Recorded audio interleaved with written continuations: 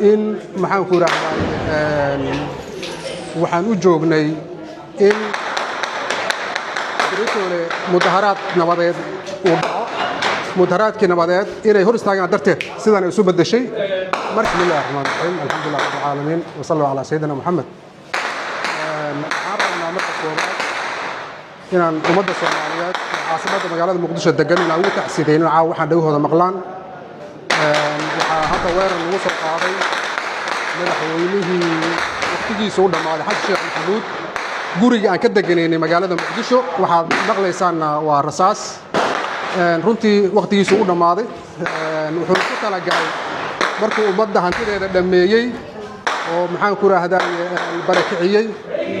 dadkii uu laayay dastuurkii uu ku tuntay midnimadii iyo wadajirka ummadda uu kala geeyay in uu inta ugu dambaysan israaciyo waxaad maqlaysaan caawa runtii waa yandarradu weyn waxaan fariin u diraynaa ciidanka Soomaaliyeed ninka waqtigiisa u dhammaaday sharci darrada ku socday dhiigga daadinaya amarkiisa qaldan aysan qaadan dawladnimadan ay wax ka badbaadiyaan annaga halkan waxaan u joognay in maxaan ku raahdaa waxaan u joognay in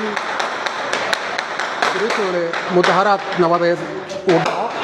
mudaharaadkii nabadeed inay hor istaagaan darteed sidaan ay isu bedeshay marka aad baad u mahadsantihiin ciidanka waxaan leenahay ka jooga arrinkan haddii damiir aad leedihiinna ninkaa dalka ka badbaadiya oo gurmadka lagu badbaadinaya dawladnimada iyo jiritaanka dalkeenna iyo inuu badbaado qayb ka noqda amarka qaldanna iska diida shacabka Soomaaliyeed waxaan leenahay balaayo dabal la qabtay leedahay af la qabtay leedahay dabal la qabta ma lahan ninkaas dalkan ka badbaadin aad baad u mahadsantihiin assalaamu calaykum waraxmatullaahi wabarakaatuh